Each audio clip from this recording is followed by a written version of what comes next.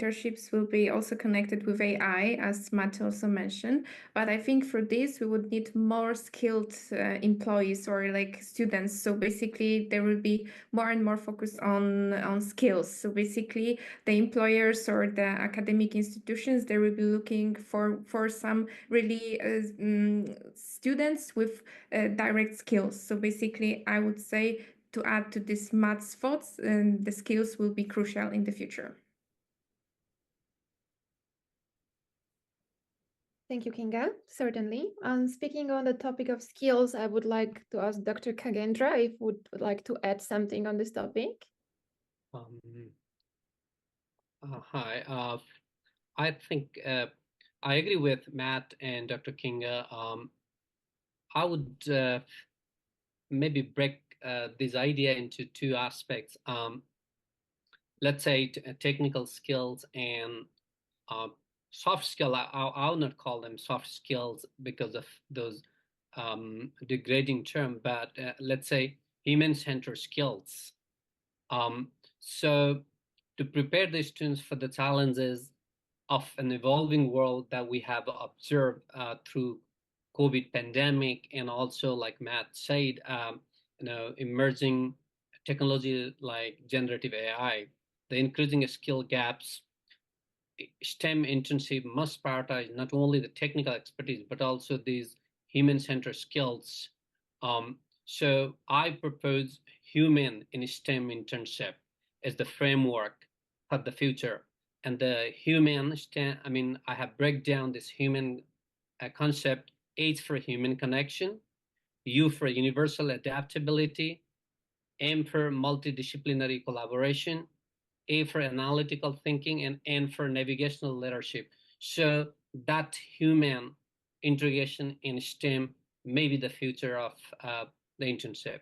I think I'll stop there for now, and then we'll operationalize this idea in details in the later sessions.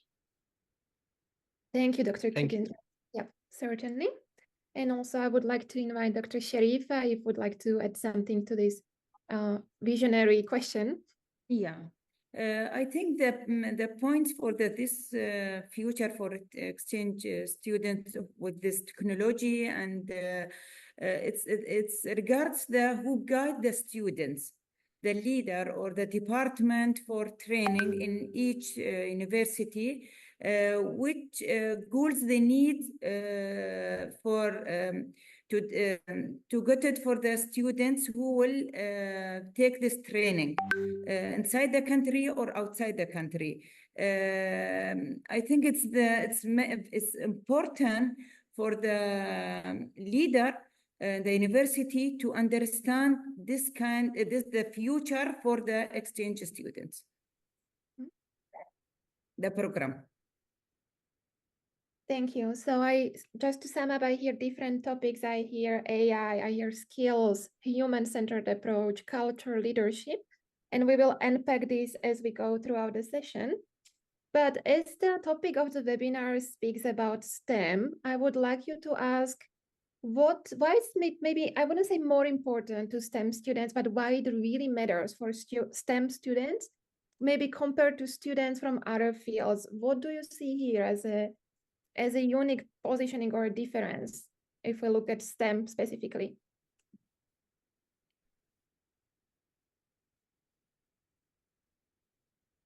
Well, maybe I'll jump in there. I feel like there will be a shift of, so I'm thinking of like maybe engineering students, for example, and they have certain skills that they learn at university. And I think the model from the past and the present is that they then go on to industry and implement those skills. So I'm thinking of like civil engineers, for example, if they're building, or if they're tasked to help build a bridge, then presently they take their knowledge that they've learned at institutions on angles, on load, on weight, and talk about, or think about things like how much steel or how much concrete do we need to hold up this bridge, and where to put it, and how deep to put the pilings. And what I think will happen in the future is they still need that information, but they also will have to adapt skills in which how to implement that using artificial intelligence. And so they'll need the basic information, but also the applications of how to input that data using artificial intelligence to make the whole project more efficient. And they will be in some ways like more of data managers and project managers. And the end goal will always be to build that bridge, but it's going to be different processes in place to get there. And also what's going to be really important is that, and along with Dr. Kajendra, thinking about how do I interact with not only artificial intelligence, but how am I interacting with other humans in this project where I'm sort of a manager of data and tasks, and how do I interact with other humans to perform what they need to perform? So I think there's a big shift that's coming, or that's already here, quite frankly, and it's even going to get more multifaceted in the future. Maybe I can quickly add a few things on what Matt just said. Yeah, I totally agree with him. And I think the missing part in STEM is art, because other liberal arts studies field, I mean, they have one or other human-centered skill development opportunity in their core courses, but courses like STEMs, whether it is science, mathematics, engineering, or technology, the focus is more on technology. So these are more technical thing, and then the hands-on experience, the real-world experience is indeed required. So that's kind of mandatory for them, and they really have to have. But another aspect to that is they have less opportunity to practice human skill in their core curriculum in the academic setting. That's why they need to go to the real world and develop those other skills, soft skills. And Deloitte Insight says 92% of the success of these technical graduates lies on the soft skill, not the technical skill. So these opportunities are less in the academic setting. That's why I think STEM students need the internship opportunity more than other field students, I believe. Yeah, I think I'll stop there. Thank you. You. Okay. So maybe Dr. Sharifa, I think you would like to add. Please. I think it should not be that much gap between the department for training for any university and this kind of students who hold the award.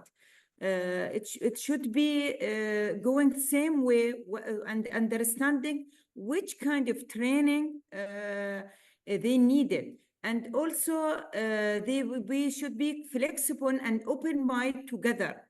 Who's training and the other part, who's the students. Mm-hmm. Thank you. Kinga? To add to this discussion, I think maybe we should also think that especially students at the entry level, they will be more focused on general skills or general knowledge that they can gain. So let's say first training could be, let's say, in the academical institutions. And then when you go further, when you go at the master studies, you specialize in some fields. So that would be maybe the best way to go to the industry. So basically, it could be also good to distinguish those two types of students, because on the entry level, you can have students with who are learning more general knowledge, and then you have the more specialized of them. So basically, that's also, I think that's also to add to this what Dr. Kajendra and Matt said, that basically the skills will be crucial, but also we need to understand, I think it will be also said later, that soft skills and these technical skills are crucial. And then we need to also think what kind of skills we need to perform the specific of the job.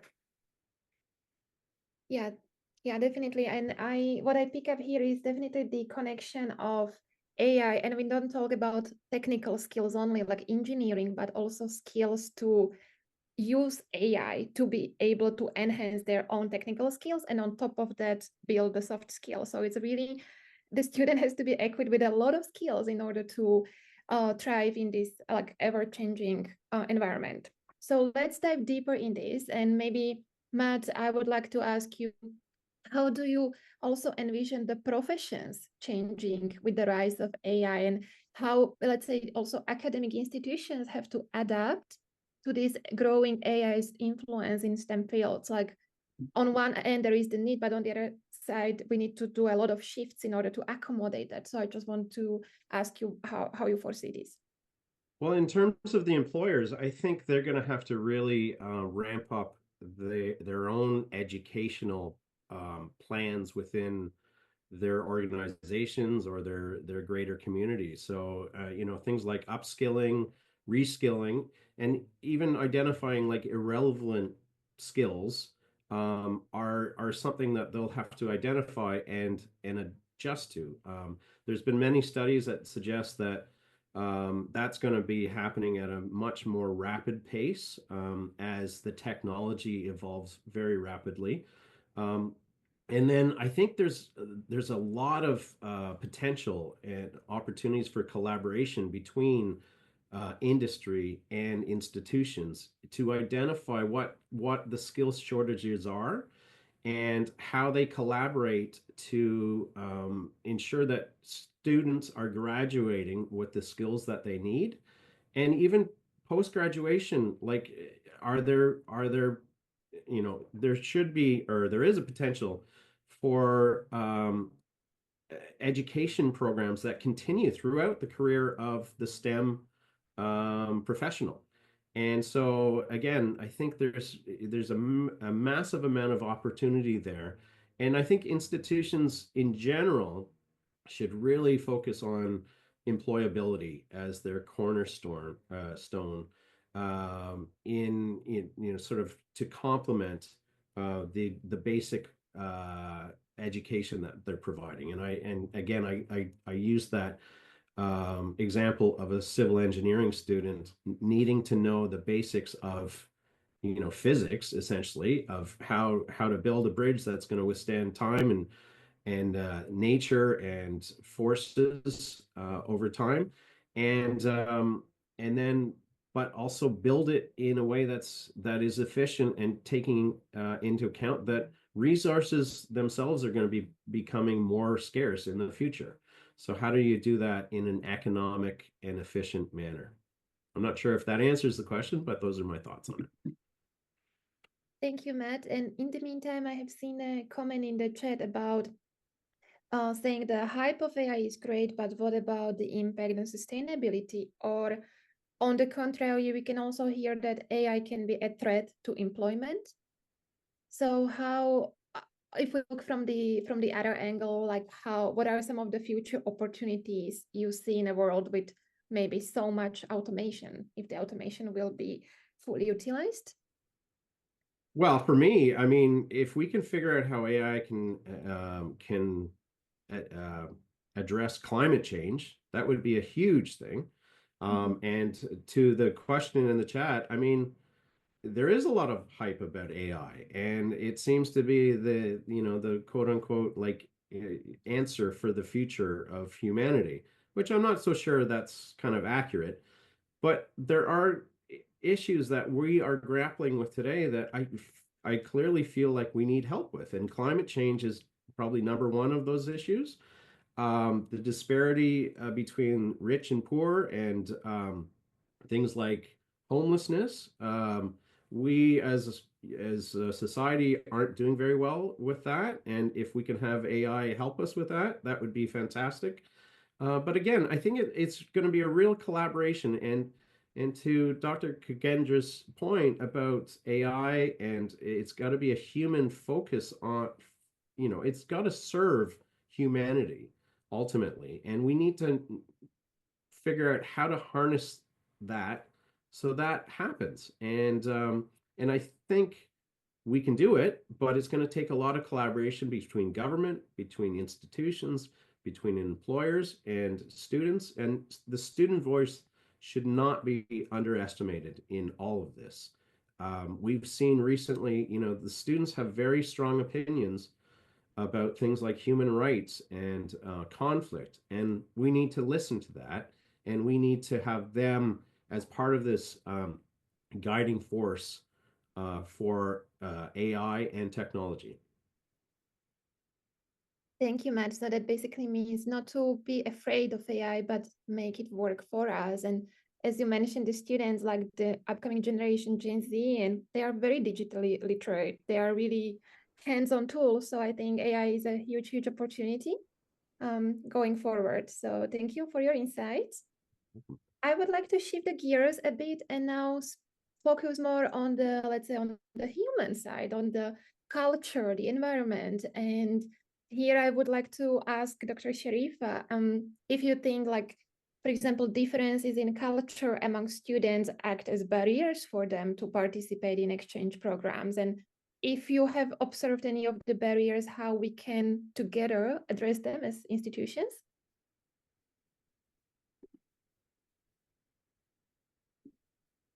Dr. Sharifa, you are muted. Sorry. Yeah, I did research about the IAESTE exchange program in University of Sharjah during 2021, 2022, and I would like to raise up the main point for the result I got it. The slogan of University of Sharjah before 15 years ago, it was crossroads of civilization, which is meaning that university can include different culture for the students. Till now, we have the slogan also now it's changed, but with this old slogan, which is crossroads of civilizations, we have around more than 100 nationality students in university in different college. That's why the program for the exchange students, it's easy when they came to enjoy the program or college in the university. Therefore, also the program has been an addition to exchange students toward successfully learning and development. I hope that I can explain it. Yeah, and here we can also dive deeper into concrete examples, like how your University of Sharjah had created this inclusive and supportive environment for students to thrive, to really, be integrated into the culture. Yeah. The simple words I can use it to how they can enjoy our environment in the university, which we have already different nationality. As I mentioned that we have more than 100 nationality for student. We use it, they can enjoy the programs and to be also to be easy spend times in the university around 2 months or during one course by the variety different kind of activities. And if you can use it, the videos I sent for you or picture, sorry. Here is mentioned the many activities the IAESTE programs spend the times not only for learning the course or workshop, and also to enjoy it, this program or courses during different kind of activities. Mhm. We can showcase the video you have shared with us on Yeah. the next slide. Yeah, it will give us a bit of insight.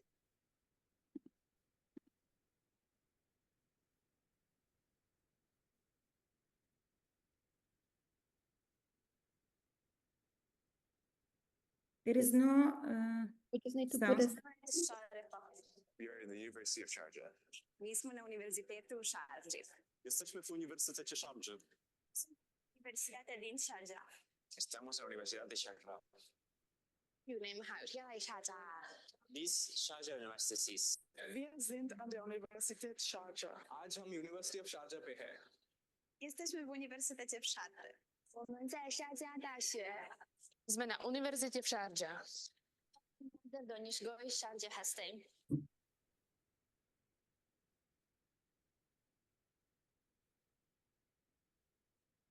At the end of all courses for the IAESTE program, all the students try to make a project and exhibitions for what they are concluded for after leave the university. So basically, that means there are a lot of activities for students to build their cultural competence in addition to the like technical skills, but also like socializing, networking, building friendships. And having implemented this model, what changes have you seen among the students? How their interactions have evolved, how the outlook evolved? That's what we would like to know. The development, the skills, how they can spend the time. It is not small period time. It's longer, around 2 months or 3 months. Maybe sometimes it's more than that. They can spend the time in university and in our country, especially in Sharjah city, very easily. They are hand by hand with the faculty, with the staff, with our own students in the university. They are communication, and sometimes they learn our language, the mother language in the in UAE. Also, they know some different our heritages and cultures. They can spend time to ask free about any kind of question for with the faculty who's local in the university. That's why they deleted or strong deep there are cannot be free with staff and faculty. Thank you. So here we see really the importance of cultural understanding, skills like soft skills, socializing, like really looking at the human aspect of especially now we invented now the National Day for the UAE. They see many they enjoy it with us many activities because all our country now exhibition for the National Day. And really they enjoy it, the cultures, without any feeling it's difficult. Thank you very much for your insights and Thank you so much. Beautiful examples and also the video. And okay, so far we looked at the AI, the technology, we looked at the culture, the soft part, but now let's be a bit more concrete about skills, because the word skills was mentioned a couple of times. So let's ask this question to Dr. Kagendra. What do you think are the most important experiences and skills students gain through the exchange programs? What are they really learning? Yeah, thank you, Zuzana. Let me repeat the number that I mentioned earlier. Deloitte Insights says 92% of companies report that soft skills are as important or even more important than hard skills. If I said otherwise earlier, I would like to correct here. They say as important as hard skill or even more. So that's the survey of the employers, the businesses say. And when we talk about the skills, we need to understand the stakeholders. In this discussion, I want to make it clear that we need to understand the employers. It could be academic institution, it could be industries, it could be other nonprofit organization, could be different settings the interns go and work for. So American Association of Colleges and Universities had conducted a survey in 2023, just last year, and it has found that over 70% of employers consider completing an internship is the most valued experience for new hires. So this is the ground. I'm just setting the ground here that people coming with internship experience are potential for the job candidates.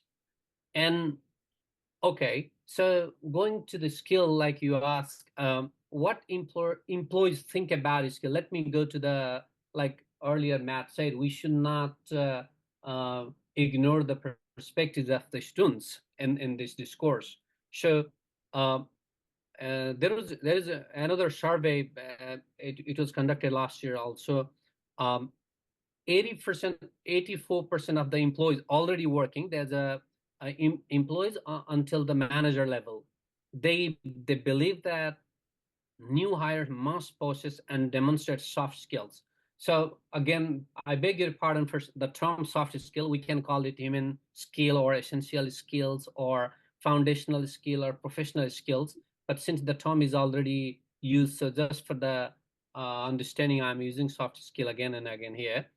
It shows a clear alignment between what employees value and what employer expect.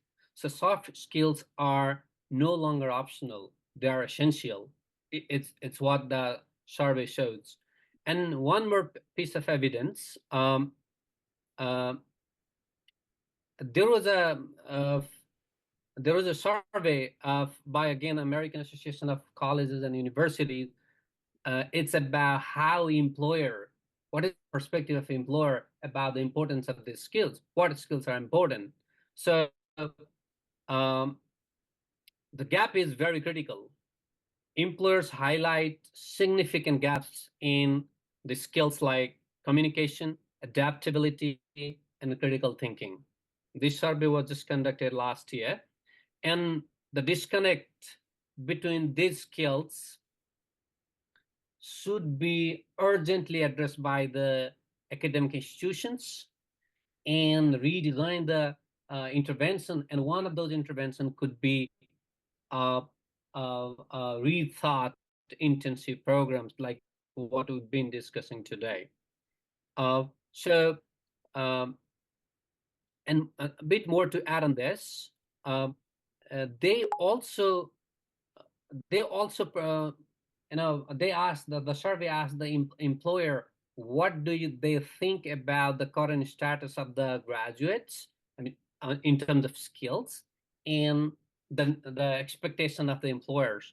So for communication, employer expectation is like 81% of the um, if there is expectation, 81% of employers clearly said that we need communication skill in our new hires, but their perceived ability, I mean, the applicant, let's say graduates, only 32%, sorry, 49% have that skill. So 32% gap in communication skill, the research shows. Similarly, in adaptability, there is a gap, 30% expectation from 81% of the employers, and but only 51% graduates have that skill. That's how the employer perceive. In terms of critical thinking, let's 80% the applicants, they expected to have critical thinking skill, but only 49% had that. So 30% gap. So the gap ranges between 30 to 32% in these major skills that I highlighted earlier. Let me repeat again.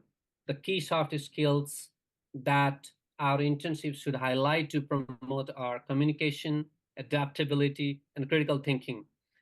This study also talks about complex problem solving as another skill, but as a critical thinking researcher, I put that into critical thinking constructs. So yeah, I think about the important skill, I'll end here, Susanna. Thank you, Dr. Kagindra. And really, this research shows that technical skills are not enough nowadays. So the students really have to be equipped with the additional skills you mentioned. So from of these, I would like to dig deeper into critical thinking because your research highlights is a vital skill for graduates. So how does it contribute to the success of STEM interns, and what steps can programs take to foster these skills effectively? In simple words, what institutions, what internships can be about in order for students to learn this skill? Yeah, thank you, Susanna. I think this is a very crucial question of this discussion, I believe. Let me go back to what Matt earlier said. It's about the when we apply AI, when we use AI in different contexts and in different sectors, let's say STEM industries, you know, we have now new technologies, we have new opportunities, and we have multiple tools, and information is overloaded.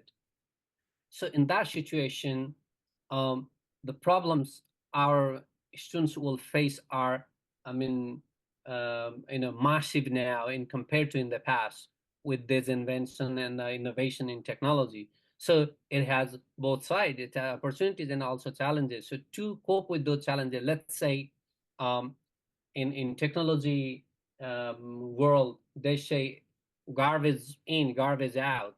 So when we apply technology like AI, so what is the quality of input and how that input is impacting the output and in that whole process. So these kind of processes should be evaluated constantly at different stages of this kind of STEM tasks in the real world tasks. So in that period of time, our students should be equipped with critical thinking skill. They should be able to evaluate the information, source, the validity, their legitimacy, and also they should know how to interpret them in a proper context. For example, like Professor Sarifa said, the culture is very important. Yes, well, when the same number can be interpreted in different way in different contexts and cultures. So this kind of things come into critical thinking, and also understanding perspective of other people and being empathetic to them is another skill that also falls under critical thinking. So these sort of things, these skills have already, I told you, that they have realized, the employers have realized very important. So if we do not inject these skills if we don't structure these skills in the STEM internship program, there are no other avenues to improve them because these are technical disciplines, and the academic curriculum doesn't have that room to integrate this kind of soft skill. So internship is one wonderful avenue to integrate these essential skills to move ahead. I think, yeah, I don't know if I said enough, but yeah, that's what I have in my mind at the moment, Juliana. Thank you, Dr. Kagindra. And actually, now I would like to stab on that example that Matt raised earlier. Like, if a student goes to build a bridge, and you have to have the technical skills to build it. You ideally want to work with AI that makes your work easier. Then you have to have the critical skills to evaluate what's actually correct and good output, and what is the information to rely on. And then if you work in an intercultural environment, you also have to have the cultural skills and the other soft skills to really efficiently work with your colleagues. So it really seems all the perspectives can be connected. And thank you so much for deep diving into this. I can't agree more that critical thinking is really, really important. Okay. Yeah, just one line, if I could add, Susanna, critical thinking is also soft skill, but it's a foundation skill for many other soft skill. It has a amplifying effect to other soft skills. So I a little bit highlighted and emphasized in STEM internship program. Yeah, that's all.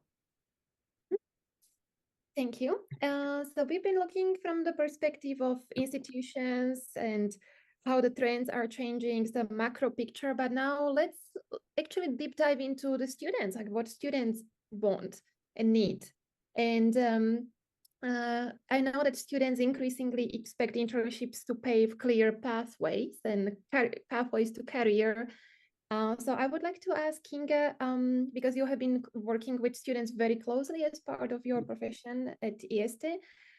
So what types of internships, long-term or short-term, are most appealing to today's students? And then maybe if you could tell us a bit about the advantages of them and how that works together.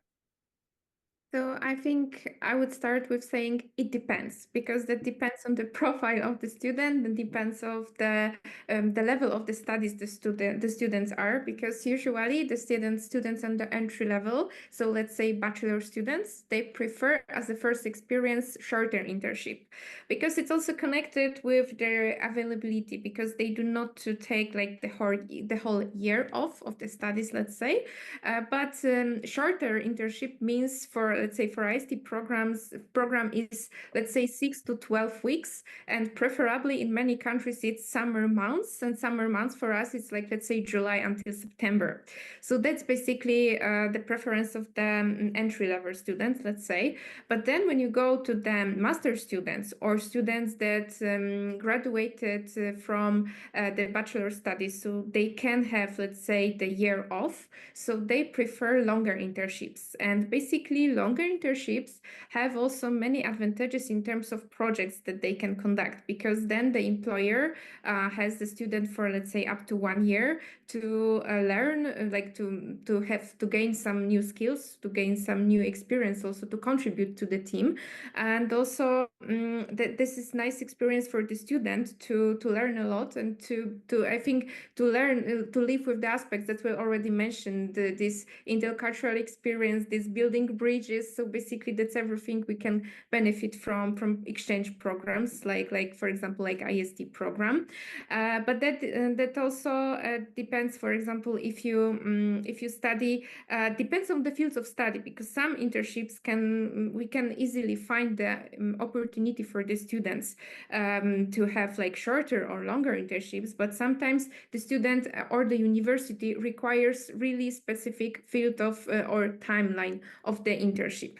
So, but speaking in general of the internships, I think the students are looking for the internships that can contribute to their skill set, and sometimes they also can gain new experience. And I think this, especially international internships, are very valuable. But sometimes the students also, after the internship that is mandatory, let's say in the country that they live, they go for the next chapter. So next level is it, let's say, international internship. But basically I see many students interested in doing internships, especially abroad, which is good, because then it helps you to understand the world better, and also to check the knowledge or the skills you gained at the university in a practical way in the completely new environment. And I think that's the biggest benefit we can have from these exchange programs. Yeah, Susanna, can I add something? Yeah, I absolutely agree, Kinga, about her point. The internship for the student, once they agree to get this actuality, I think to development the skills more than learn something. to development how they can communication, how they can more than open mind, more than collaborate with another cultures. Because and again, I this result I got it in my research. Once I ask the students my samples, why you choose it the internship first goals for you, they select to development the skills more than learning the subject or the workshop. So that means they value more the soft parts. Yeah. Okay. So we kind of came to the end of our questions, but maybe I would like to ask the question which is not on the script, but having heard these different perspectives of what's required today, how would you design an ideal internship? What do you like the internship that meets the needs of the future? Not only basically learning the skills, what key components, if you, let's say, bake a cake and you have key ingredients, so what would be a key ingredient of an internship, STEM internship of the future? Sorry, speakers, this was not scripted, but I just want us to a little bit brainstorm, maybe Matt, yeah. I'll take a stab at it. So I think that, and I said this in the chat, two things have to be the primary focus of any internship, whether it's in STEM or any other field of study. One is it has to be a meaningful experience. So gone, I hope, are the days that students go into internships and they're kind of like casual help. So they would be getting coffee and tea, and they'd be, and I'm showing my age here, but they'd be making photocopies and doing very menial tasks. And that's what they would do for a summer or 8 weeks or something like that. And so we ask that employers, and it sounds like this is universal in the chat, it's like they need to put a lot of thought into the experiences of the student and have a student centric approach. So they can't go into it and think, well, I need this project to be done, just send me a student and I'll get them to do it. It has to be an approach where they learn about the student, they learn about the program at the institution, and they tailor the experience to both the student and the program in which they're studying. And I think that has to be the cornerstone of the internship experiences. So that would be my advice on how to sort of design a program. Again, it has to be meaningful, and B, it has to be a student-centric approach. And somebody mentioned it shouldn't be like about getting, free labor or cheap labor or whatever the case may be. It's an investment by the employers, not just of money, but of time and their resources. And I know that's, quite frankly, it's a big ask when I've approached employers, and it's not, for most employers, it's not about the money, it's about their time and the resources dedicated to ensure that, there is a supervisor for the student, and the supervisor is able to check in with the student on a regular basis, whether it be in person, online, or some sort of hybrid. And that they're getting feedback, they're giving feedback to the student, and they're also getting feedback back from the student, so that it is a win-win-win, win for the students, win for the institution, and a win for the employer situation. Those are my thoughts. Thank you, Matt.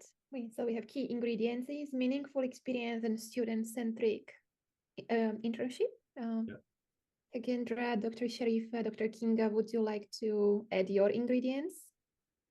So maybe my ingredient would be a clarity of the outcomes that after the, let's say, internship. So basically, like if you have a project, so basically if the project is interesting for the students, so then I do something, I learn something. Of course, like Dr. Sharifa said, that maybe not the knowledge is the most relevant, but let's say the experience and the cultural experience is even the most important. So to add to this, I would say also network experience, because it's also nice to see the country, to see how people live, and basically to learn to live in this country, because basically you are, let's say, in the new environment, and you learn how to live it. And I would say also it's I would add maybe still add some learning, so that when I am back, so like let's say to my home country, I can use the knowledge and the skills I gained. Yeah, so that would be my ingredients. Thank you. Dr. Sharifa? From my side, I think in University of Sharjah, we have very highly quality staff in training office, who's the director, Rana Al-Qabbani. She take care for all the internship student, especially IAESTE program.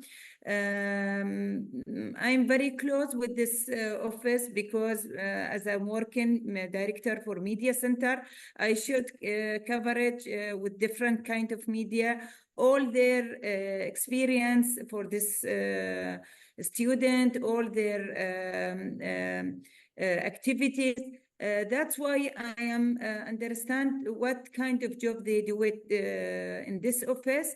And they take care for the student exchange internship students to have good experience about the culture in Arabian Gulf, and they can take it image and good experience when they leave our country. Thank you. Dr. Kagendra? Yeah. So I was thinking, yeah, this is very thought-provoking discussion, and when I heard from my panelist colleagues, what I'm thinking is a couple of things, we can call for action, and out of this discussion, maybe I go back to where I started. When we designed the internship program, now let's say during the COVID pandemic time, we learned that our building, our rooms, our universities, our restrooms, how we have designed, whether there was a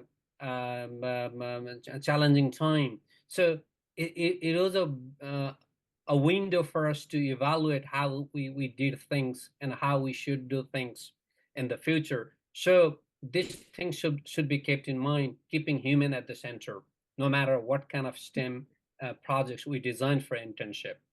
And those internship projects, so I see here the role from universities and the industries, let's say, employers, I mean by industry here. Universities should revamp their curriculums and then make internship as a requirement, because I'm in a STEM university. I see there are in some department the internship are really prioritized. In some department there are internship, but that's a non-credit requirement. And there are other elective courses. There are varieties of way of people have adopted, the university has adopted to integrate internship program. But I emphasize that it should be a mandatory experience for students with credit, because they work hard, they spend their time. So it should not be non-credit or optional or elective. It should be part of the program. And then going back to the industry or employers, when they design the and one more thing, for the university part, they should be demand driven. When we design our curriculum, when we reform our curriculum, they should be demand driven from the industry. So that means, I think, what Matt said by student center, because the students, end of the day, after they graduate, they want to go to the job market, and they want to find themselves sellable, employable in the market. So that means university has to address their curriculums, integrating these internship programs by understanding the demand in the job market, and to link this university in industry gap. At the moment, like I told you earlier, there are skill gaps. So that means the gap between industries and universities, it can be bridged by designing this kind of internship program. It should have a component like, let's say, the assessment before you send interns out. You should have their shortened skill assessment, and after they complete their assignment, these skills should be reassessed so that they will have some solid evidence to present to their future employers that, oh, in my internship I have developed these skills. If you just go and say I did the internship, because the world is has a different kind of employers and the university. So what does that internship mean to the employer in the global context? So there should be some sort of uh, evaluation system of this skill within the internship program that makes it evidence-based skill development through internship. And again, I go back to, I agree with Dr.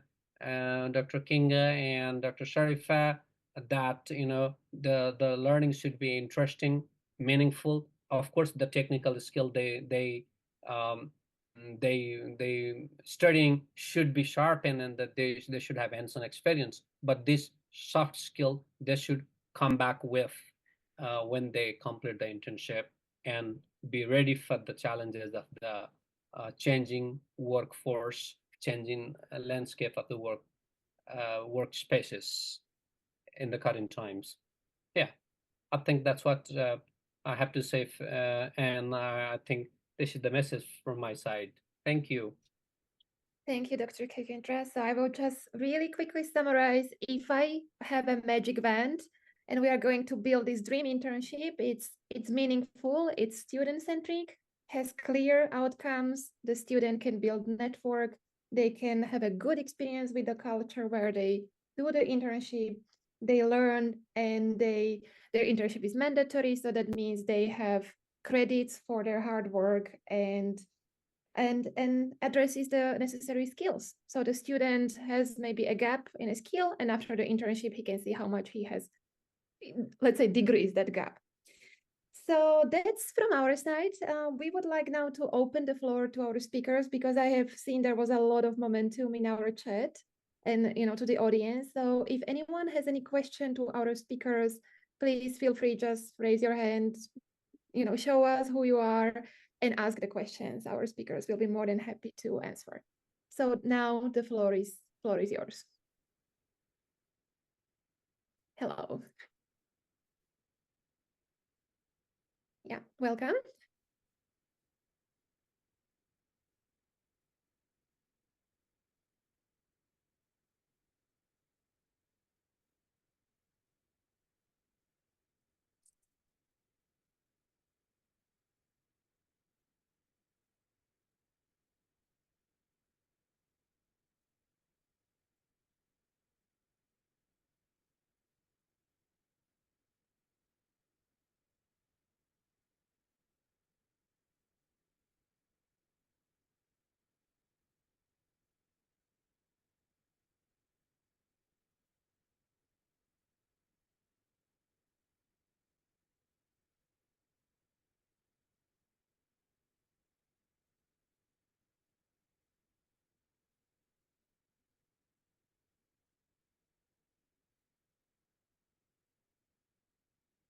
So Susanna, maybe I can answer to this question as representative of IAESTE committee as well.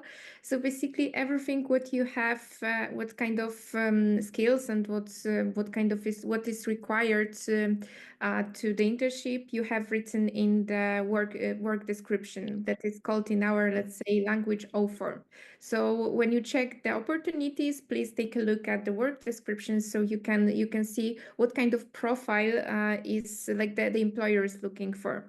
And I would suggest also to take a look at the, let's say, requirements of the years of the studies and also of the, let's say, what kind of languages you are required. And I think it will be very hard to answer which countries like you could go for an internship, because we are open to many countries.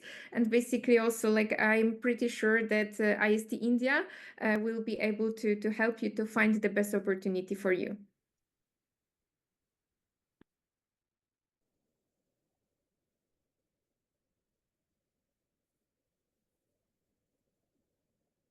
Thank you. Hi. Thank you. Hello, Yeah. I am from Pakistan. I would like to ask the question next. So if I can go ahead. Yes, please go ahead. Okay, so when we talk about internships, I also asked that in chat, but I would like to clarify it here. Do we mean that they're only meant for students who, are either graduating or have graduated? Because I remember when I was studying, actually, I wasn't exposed to any of such programs. So, I would really like, first of all, that the member countries who are involved in all this kind of initiative, they're also more active in that. But since now I have already also done masters, and I'm thinking if there's still a way that I can, access such opportunities. And if so, will it be an internship or will it be something else, or is that a better way?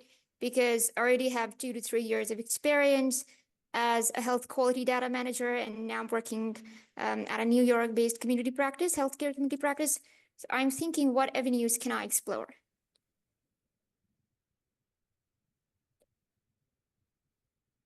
Thank you. Hello. Maybe Good I'll afternoon. chime in a little bit.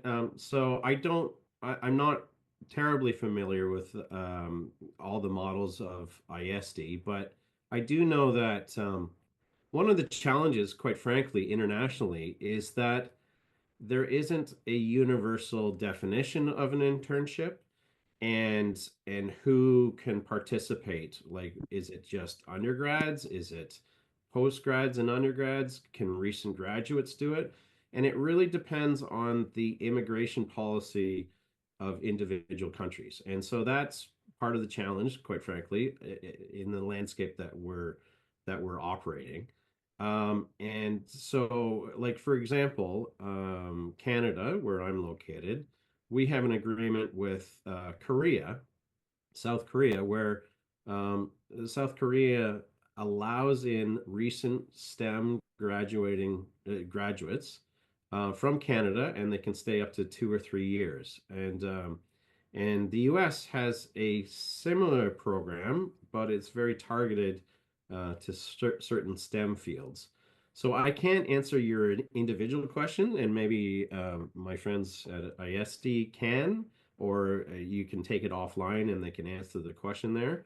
But it's sort of a complicated environment in which internships and co-op programs or practicum, there's many different terms, which also clouds the waters a little bit, can exist.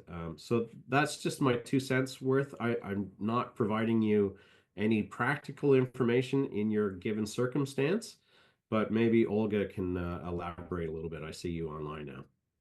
Hi, I'm Charmaine from Jamaica, Joyce in Jamaica. Good afternoon or morning to all of you.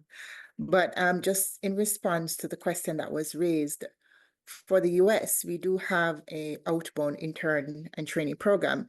Now, internship is recent graduate up to a year, and you have the training aspect, which is 5 years experience in the field. So they may not have a degree in the area, but they do have 5 years experience, and that is a trainee. And then you have the trainee program, or the internship can last between 12 months to 18 months. So this is also, the trainee option could be something that IAESTE considers, because it would also cater to persons who have the experience, but they are, they have passed the trainee time frame. Yeah, so what I'm thinking, it's particularly also solely depends on what type of internship and their requirements, because sometimes they're dependent on the country where you are going to have the internship and a lot of other stuff going on as well. Well, that would be correct. I mean, as Matt has said, he has that with China, and this is with the US. This is kind of standardized with the from the Department of State. So perhaps it could be something that the various countries who may want persons from, different regions, that they could adopt, modify the models depending on where they want them from. Because I know within IAESTE as well, there's a lot of, Europe. The European bloc, I think they have an understanding or a set standard, but dealing with other countries, it could be modified just to meet the requirements of the country, the government, and the partners who are working together. Okay, thanks. That answered my questions. Thank you very much. Good evening to all. You next one, please. Hello, good afternoon. Very good afternoon. Hello, yes, can I go on with my question? Yeah, please go ahead. All right, thank you so much. Actually, I just have like an observation. All right, so my name is Sunday Ido, I'm from Nigeria. Quite some time I've been seeing pending verification on the platform we have to apply for the internship. I don't really know what's wrong. It's getting to be some months, and I don't know if I am able to apply for the internship or not. Because on my platform, I'm seeing pending verification, and I don't know what next to do. Here, maybe I will jump in. So Sunday, if you can just email us at info@iast.org, then we can follow up your case offline so we can check it out. But also to maybe anticipate like any questions like this, the best, of course, is to reach out to your committee, and definitely each committee may have a specific regulations, because as it was said before, the internships are not standardized. So there are definitely settings in each country defined by the law, legal setup, universities, conditions in the country that also that's why we need to adapt to this. So there is it's very, very difficult to have a standard, because this is not standardized at all globally. So even if you look at different definitions of internships, if you compare it from country to country, it's also varies. So, but definitely for like this individual cases, please email us at info@iast.org. I entered this email address several times in the chat, so I can do it once again, and then we will do our best to solve all of these individual issues. Hello. Good evening to all. Go ahead. I'm Dr. Johnson from India. Yes. Welcome. This session was quite fruitful, actually, in understanding the global perspectives of this internship. As of India, in university, we have an internship as a part and parcel of the program also, PG or UG, whatever they do over. In that case, what will be the support from the international front to help the students to do the internship through an online mode also? What will be the opportunities for them from India? Could you throw light on that, please?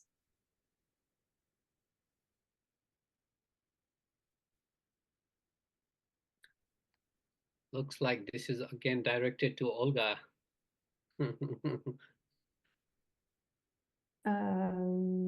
Being honest, again, please, like it is like individual case for individual country, I think. So if you could just email us, that would be the best, because then we can really go into details. So once again, I think the email is there. So I would like to take this question, let's say, offline. Thank you very much. Thank you. And maybe I have seen a very interesting point in the session. I think it was written by... And also, I think, Susanna, we have one raising hand from Ariel. I will just mention the point from Julian saying that it would be nice if the internships actually show the student their own limitations, like kind of give them kind of like a mirror, like, okay, what you have to improve, where you will maybe like the skills. I think it's a nice point also to, to think of some, feedback framework and similar things. So I just wanted to bring that to the awareness. And yeah, Ariel has a raised hand. So Ariel, please go ahead. Hello, good morning. My name is Ariel Mooley. I represent the Ministry of Education from the Turks and Caicos Islands. I am the program coordinator for the National Internship and Apprenticeship Program.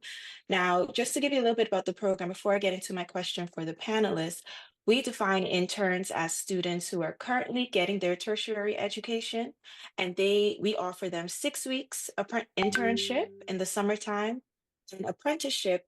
We consider those students who've already graduated with their degree, and we offer them 1 year to 2 year maximum with internship experience, as well as we soft skills train all students that come through our program. My question for the panelists, due to the economic status right now in many countries, do you agree with unpaid internships, or what are your views as relates to unpaid internships versus paid internships? As our program at Turks and Caicos, we pay all of our interns a stipend due to the economic status that we're living in right now.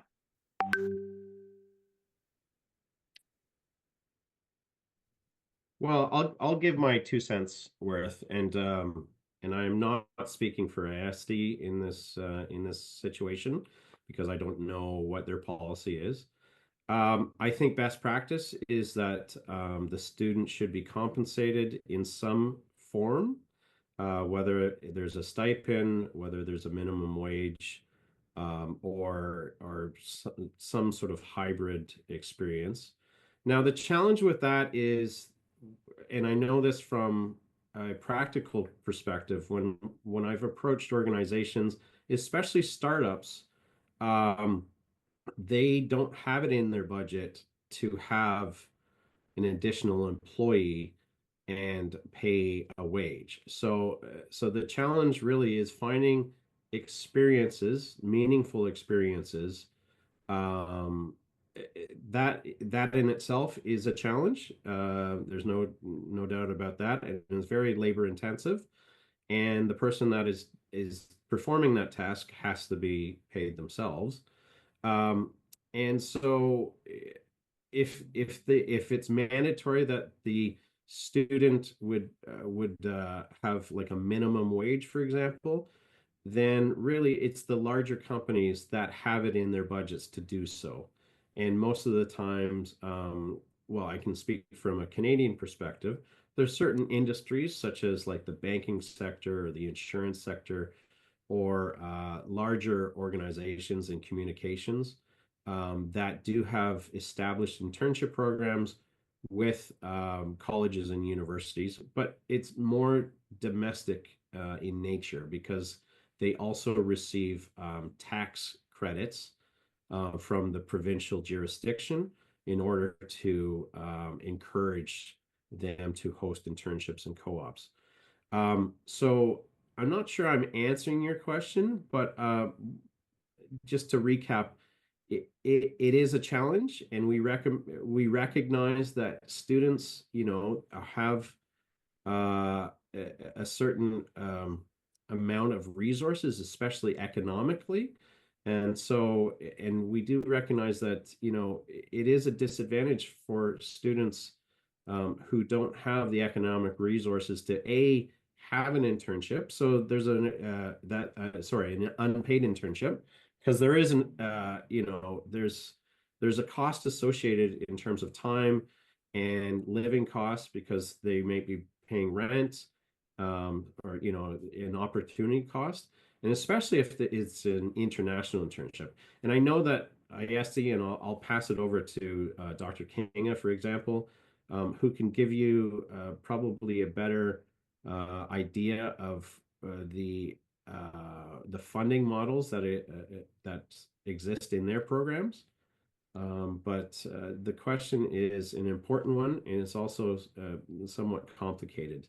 And I think going forward, along with an internationally accepted definition of what an internship is, it'd be great if there's an international standard for visas and immigration policy, but also a funding model that works with institutions, with government, and with employers.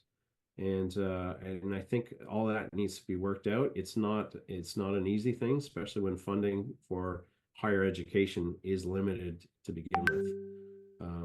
Anyways, those are all my thoughts. I apologize, I'm not giving you a distinct and direct answer, but this is sort of the atmosphere in which we're operating. So maybe just to answer this direct question, okay, what's IAESTE policy? Definitely, we are totally against unpaid internships. And since IAESTE was founded 8 years ago, 1948, IAESTE internships are paid.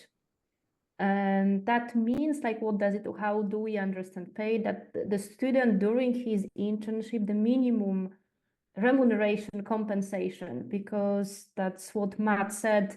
Again, there is no standard and it varies from country to country. So sometimes it's like a stipend, sometimes it's minimum wage, sometimes it's just employment contract, etc. IAESTE has its ways in each country to find the best model. There is no worldwide standard, but we have this expertise, and our internships are paid, remunerated. And our philosophy is that during the internship, all the interns should have their living costs covered. So accommodation, food, local transportation, some pocket money. So that means that the student can afford. So this is why also our program we consider as being very inclusive, because the money you receive, it's adapted to the living costs of the country of internship. I don't want to mention here specific examples, but you know that the living costs are varying from country to country. And our philosophy is that these living costs of the students should be covered. But there might be some, of course, expenses related to travel, visa, insurance, and this costs usually students have to cover on their own.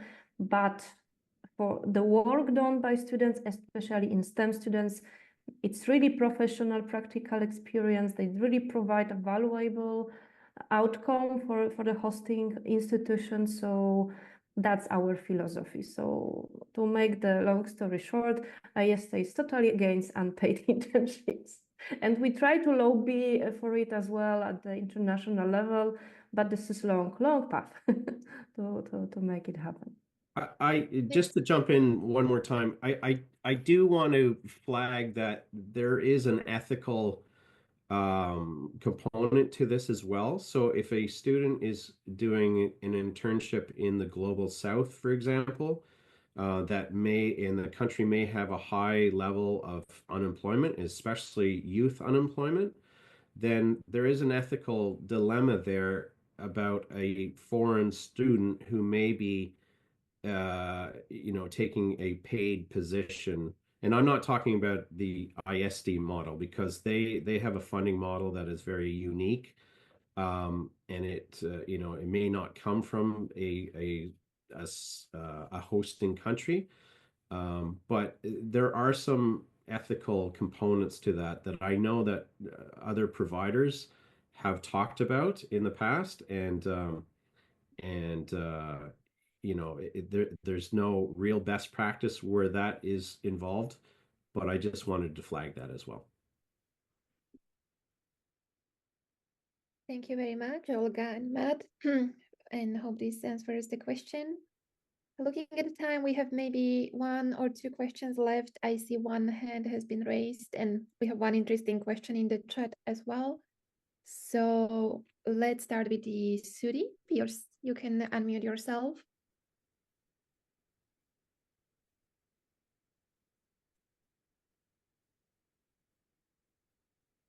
If you are on the call.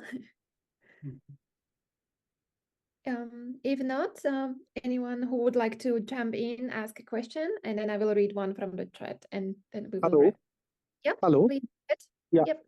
My name is Sudip Roy. I'm from Germany. So actually, I'm studying MBA. So I'm just looking for I don't have any mandatory internship in my course curriculum.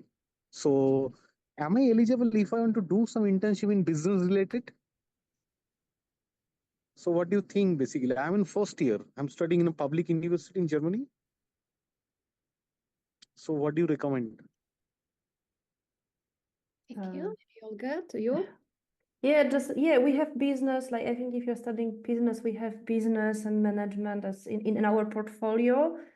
So definitely reach out to IAESTE Germany, and IAESTE Germany has plenty of local committees across Germany, and they will help you to find a suitable internship. But yeah, we have business. I cannot, give you a particular internship right now, but reach out to IAESTE Germany, and I think they will. Okay, help. Central Committee. IAESTE Central Committee. Okay. Yes. I would also suggest that you reach out to your university or college in which you're studying to see what programs they have, and also whether some sort of internship or co-op or study abroad experience, how that fits into your overall program. And they could provide you much more information there, and they could even provide you with funding models that you may be able to tap into. Okay. Thank you so much. Thank you so much. Yeah. Thank you. And then, okay, now let's do last two questions. So, Mahruk, I see your hand is up. You can ask. Okay, so I would like to add another thing. We recently mentioned that there can be policies. Sometimes it also boils down to skills, is what I think. Because if you have the right skills, employer will sometimes, they'll go 1 to 2 steps ahead to make sure that you are working with them. So it also, I think, boils down to skills, apart from the policies thing, right? Yeah, definitely. I think the whole discussion really was skills related. Maybe Kendra, would you like to comment on this? Or Dr. Sharifa? Yeah, I can. I think Maruk, can you summarize your question one more time? I don't know if I got it right. You mean if we have develop our skill, the chances are higher? That's what you wanted to. Like what I have seen in my, experience and my career experience is that it is basically boils down to skill. If a person, no matter you're from whichever part of the world, if you have the right skills, the employer will sometimes make sure that hey, you are part of the company or whatever the role they are looking for. If you are the right match, then no matter where you are, then obviously. So it also boils down to skills apart from the policies and other things, right? Just trying to add that.